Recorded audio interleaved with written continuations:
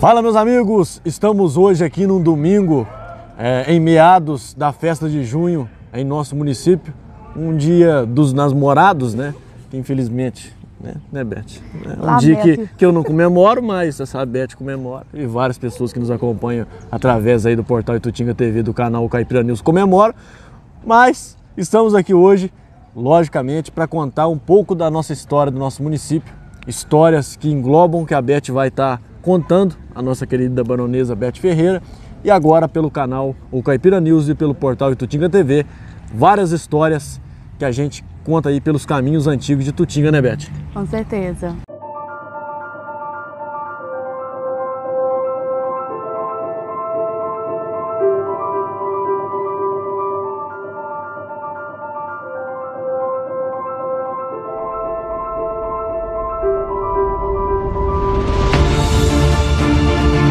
Hoje vamos falar de quê, Beth?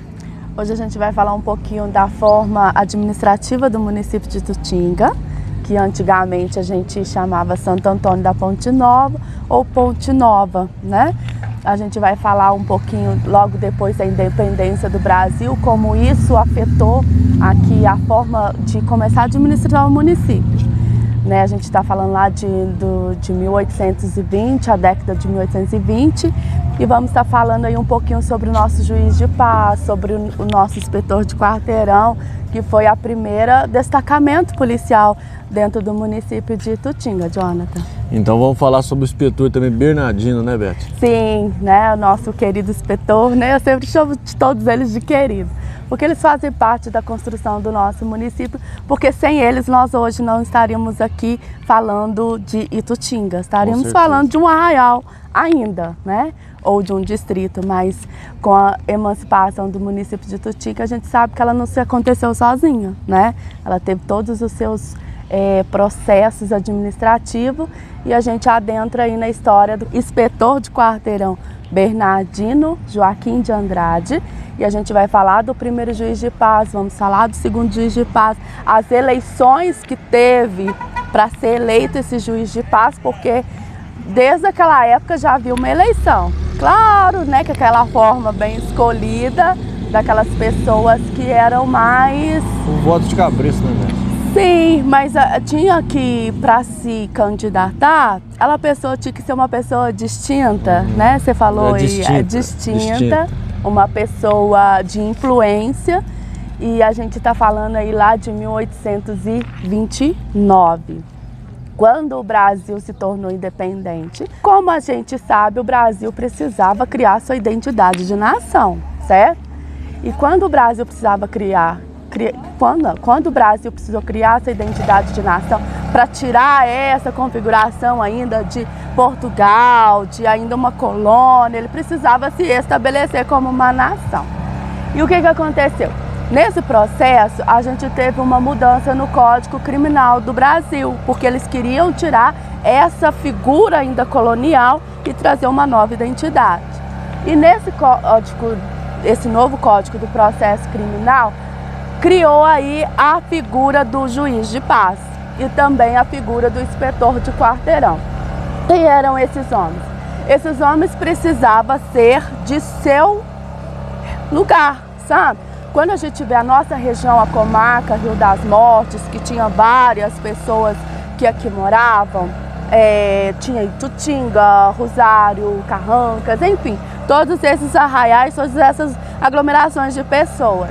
E a gente sabe que nessa época, nesse contexto da história, a gente estava numa situação muito abandonada pela justiça. Ou seja, aqui se fazia a lei do mais forte. Aquele que tinha uma arma tinha um poder. Aquele que tinha um grito mais grosso tinha o poder. Tá? Na época do coronelismo também. Do coronelismo. Né? E naquela época, o que acontece? Aí a Câmara Municipal de São João del Rei, né, pega em cada desses lugarejos, cada desses condados ou distritos, né, e pega essas pessoas que se elege, que se candidata para ser o juiz de paz. A figura do juiz de paz era aquela pessoa que ela tinha vários poderes. Ela podia julgar os crimes, dar ordem de prisão e ela podia, naquele lugar mesmo, julgar esses crimes. Vamos supor, eu cometi um crime, então o juiz de paz da minha cidade, hoje a gente tem um juiz de paz, o Vicente, né? Se eu não me engano. Mas não tem mais essa atribuição que era de antigamente. Então ele podia ali mesmo, na sua cidade, no seu lugar, julgar esses casos.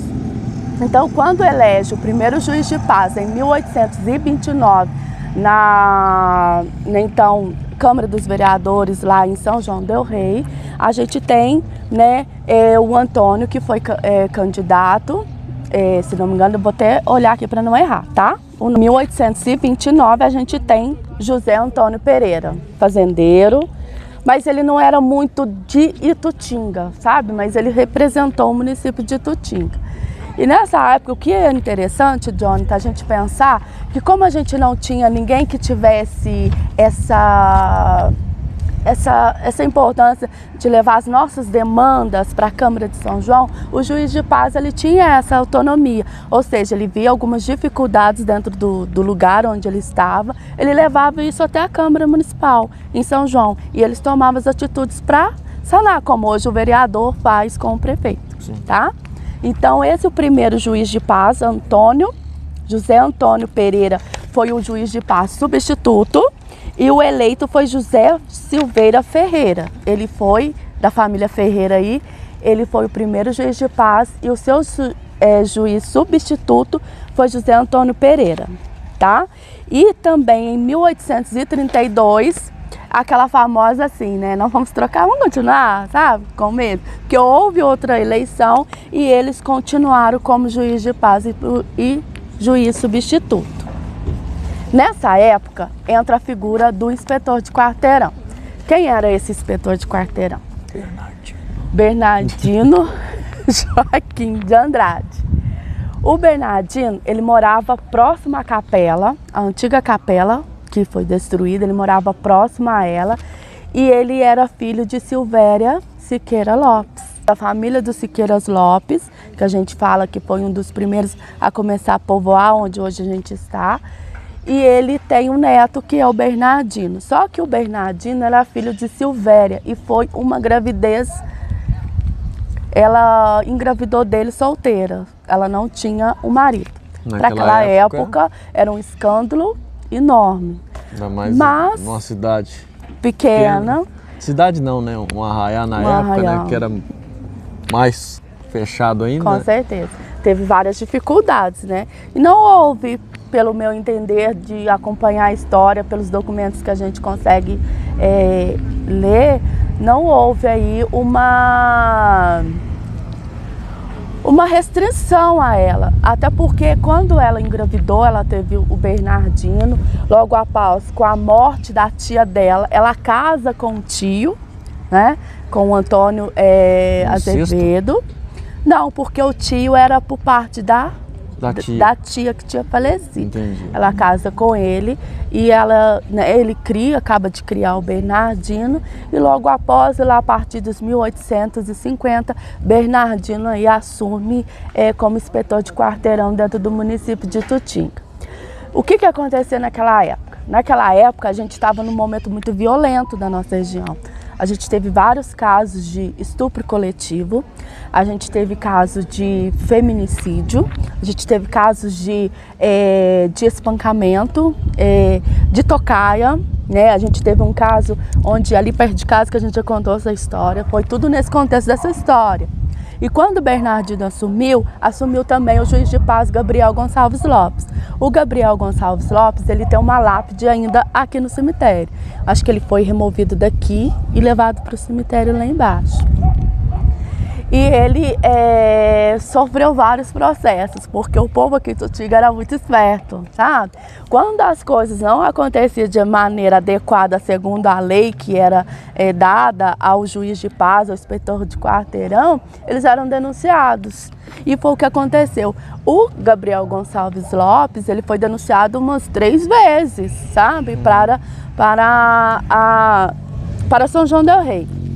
No primeiro processo, eles indicam que o Gabriel Gonçalves Lopes, ele pega um rapaz muito especial. Eu falo porque eu, como negra, gosto de falar dessa história. ele pega um escrivão, precisava dentro dessa organização policial, desse destacamento do juiz de paz, o inspetor de quarteirão, precisava de um escrivão.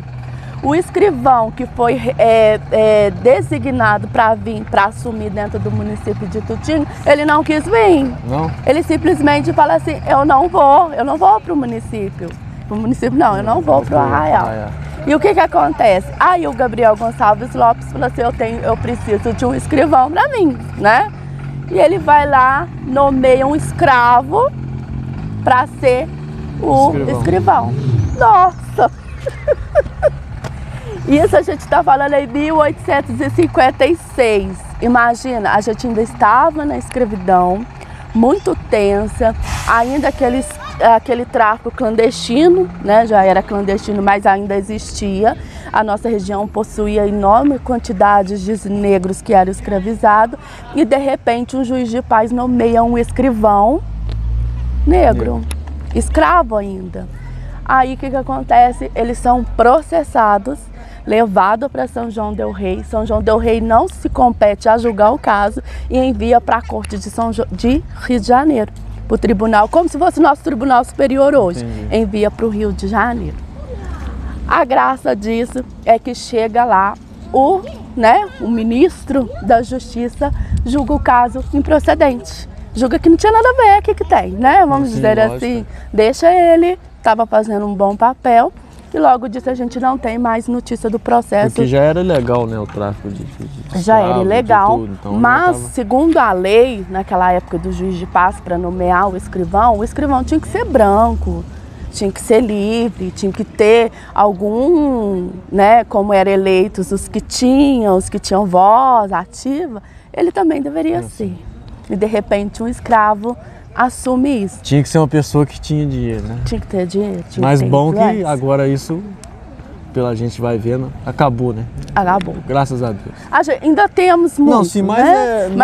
Não é daquela forma que era antigamente, porque hoje... naquela época a gente tinha pelourinho, que as pessoas que eram, né, porque a gente tinha muitas revoltas, não só a revolta que aconteceu em Carrancas, mas havia muitos motins de escravos, de negros que eram escravizados aqui. Tanto que a gente tem até um trabalho que fala sobre, né, os tigres de Hircânia, que fala desses negros que fugiam das suas senzalas, as senzalas das fazendas, montavam os seus quilombos. Isso a gente está falando de Itutinga, a gente está falando de Nazareno e está falando de Conceição da Barra. Porque esses escravos, eles ficavam nessas matas, sabe? E eles assaltavam, eles assaltavam as estradas, eles criavam tumultos, eles invadiam fazendas, eles invadiam pequenos mercados, roubavam, violentavam as mulheres. Então tinha todo esse processo, juntamente com os brancos também que vinham, porque nessa época fugia muita gente de São Paulo, bandidos, pessoas, vamos dizer, da escória, vinha e fazia. E o inspetor de quarteirão, ele tinha essa responsabilidade, qual é? Toda pessoa que chegou até Santo Antônio da Ponte Nova, ele era registrado. O inspetor de quarteirão, ele tinha essa responsabilidade de ir até lá, saber de onde você veio, quem você é, o que você está fazendo aqui. Como Jesus meu filho, o que você está fazendo aqui? É tipo um passaporte, quando você vai agora, você vai para outro país. O que você vai fazer? Com os dias você vai ficar aqui? E se ele passou em outras cidades, ele trazia essa documentação. E não, eu sou assim. E a gente tinha muitos viajantes, a gente tinha pessoas que vendiam seus comércios ambulantes, né, os tropeiros, que vinham de São Paulo trazendo mercadoria, levavam mercadoria daqui para lá. Então era tenso essa movimentação. E com certeza muita gente aproveitava disso. Como hoje a gente ainda vê que hoje a gente que mora na zona rural, que a gente pode mais caracterizar pela organização social daquela época, hoje a gente tem medo. Imagina que a pessoa de repente chega um cavalo com uma pessoa, você não sabe de onde é, o que veio fazer, né? Chega pegando e o capitão e o Bernardino tinha essa função mesmo, o inspetor de olhar, de averiguar, de levar. Ele dava ordem de prisão, ele deu ordem de prisão para um casal dentro de Itutinga. Então, as pessoas que bebiam não podiam ficar no centro, elas tinham que ser dispersadas. Se não fosse elas levavam, como diz, uma notificação, se ela continuasse no lugar, ela era presa. Então tinha toda essa figura do inspetor para manter a ordem dentro do local onde ele estava, que é o caso nosso, inspetor Bernardino. A gente tem todo esse processo administrativo desde 1829. Então, quando Itutinga se emancipa, ela já foi construída essa história, sabe? Foi construída por pessoas que, como Gabriel Gonçalves Lopes, que enfrentou, né, vamos dizer assim, enfrentou esse processo de discriminação racial, ele enfrentou, porque ele nomeia um escravo, né? Ele enfrenta essa questão. Então, para a gente que mora em Itutinga, é muito importante isso. Muito importante a gente saber dessas histórias para a gente poder estar contando aí. Para destacar para a população, né? Para o pessoal que vive em Itutinga, mas não sabe o que tem por trás, né? Por isso que a intenção, igualzinho a gente estava conversando com a Beth, é mostrar nossas histórias, tanto da nossa região, mas claro aqui do nosso município também, né, Beth? Com certeza. E são várias histórias que envolvem muitos personagens, como o inspetor Bernardino, né, Beth? Sim, porque aí você vê como que a população ela se interagia desde a primeira organização assim administrativa. A população se interagia, a população cobrava, a população denunciava, a população não tinha medo, né? Ela não tinha medo, graças a Deus, né? Sim. E como hoje não tem medo. Porque quando a gente fala de autoridade, a gente fala assim, a gente tem que ser submisso e deixar para lá. Como o caso dos Melos, né? Com a moça, ela perde os pais, ela vai morar com o irmão e a cunhada, a esposa do irmão dela, começa a defamá-la, sabe? Defamá-la ela de forma que o irmão se enfurece e pega um pedaço de pau junto com a cunhada e bate demais nela. Ela levanta dali, corre e denuncia o irmão. Ela diz, ó, meu irmão me bateu e tal. E o inspetor, né, o juiz de paz veio na hora, deu ordem de prisão para os dois e levou para São João. Não quero saber. Não quero saber e leva. Ferro e fogo, né? Ferro e fogo. E a gente tem vários casos, né, como o estupro da menina Maria, que ela morava junto com a mãe, ela tinha 14 anos, e a Maria, de repente, o dono da fazenda, que ela morava, a fazenda, né, eu esqueci o nome da fazenda, Manjolo, ele vai com o irmão dele e vai mais com 2 escravos, vai para a casa da mãe e violenta muito a Maria. 14 aninhos. A mãe aos berros, o processo consta que a mãe estava aos berros pedindo para que ele não fizesse aquilo. Mesmo assim, eles com armas na mão, né, foi lá e violentou, estuprou a menina. Acabou, foi embora, acabou. Achando que acabou. Chega no outro dia, aparece os escravos da fazenda e estupra a menina de novo, sabe? De maneira mais violenta ainda. Então, o que quer dizer? Que aquilo que o patrão fez deu autonomia para eles fazerem também, sabe? Então, a gente, e eles vão, processa, aí tem aquela, a ordem de degredo, que, ou seja, que a pessoa que comete um crime de estupro, ou ele adota a pessoa que ele estuprou, casa com ela e assume ela, ou ele, se o caso não for tão grave naquela época, era assim, ele tinha que pagar uma quantia para ela. Ou então, se a moça não aceitasse, ele era expulso da cidade, ele não podia ter contato com ela mais, então ele era expulso da cidade, mandado para outro município, mandado até para fora do país, dependendo da gravidade do assunto. Só que esse processo também, a gente, o caso é muito antigo também, né? A gente não tem nem o que aconteceu, só sei que ele foi punido, foi expulso, mas ele fugiu, ele foragiu, sabe? Mas assim, são histórias assim que a gente fica pensando, como que, né? Deu toda a nossa história, como foi os crimes aqui, como que esse inspetor agiu. A gente tem dentro desse contexto também a história do Manuel que briga de terra, sabe? Eu pus o tapume aqui. Mas aí o dono, não, a minha terra é lá. E ficou essa briga. Aí o jovem pegou, veio até o Bernardino, na casa do Bernardino, e falou, ó, tá acontecendo isso, isso, isso, isso. O Manuel ficou enfesado dele ter vindo denunciar ele, pegou, bateu muito nele no caminho, atocaiou ele, bateu demais nele, atirou nele, ele quase morreu. Mas aí o Bernardino já deu ordem de prisão e tal, e resolveu por aqui mesmo o problema. É aquela famosa história dos Berdinazzi com os Medzenga, né? Aquelas posses de terra na marra. E também tem uma música muito bacana que depois a gente vai colocar um pedacinho, um trechinho, que chama Ladrão de Terra também. É uma música que convém muito com essa história, que conta como antigamente fazia, não nesse caso, mas especificamente, antigamente as autoridades competentes, elas sempre bandeavam para as pessoas que têm mais dinheiro. Tanto nessa música aí, conta que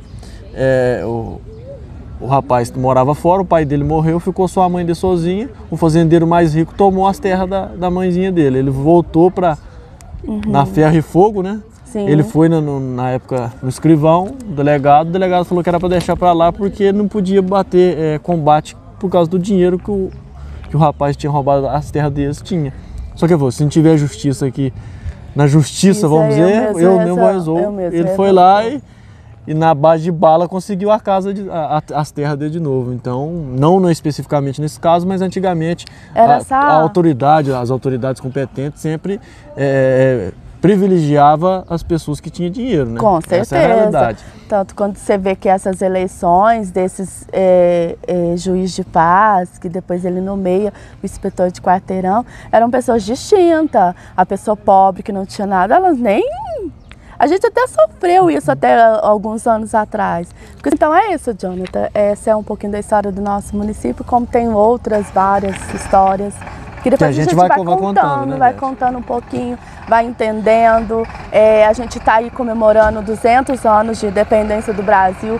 Acho que vale muito a pena a gente resgatar o que transformou dentro da nossa sociedade itutinguense com o processo de independência do Brasil, porque muitas coisas mudou. E a partir da independência do Brasil, a gente começa a nos configurar como uma sociedade organizada.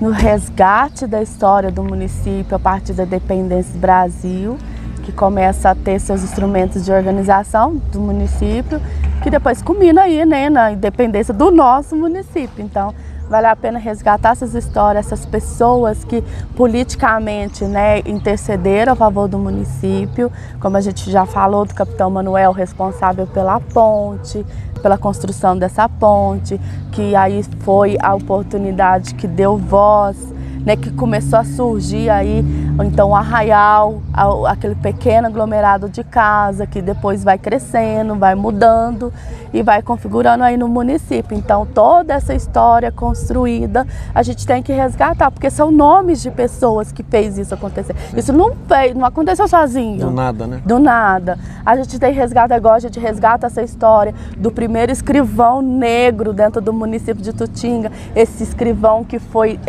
escravo, né?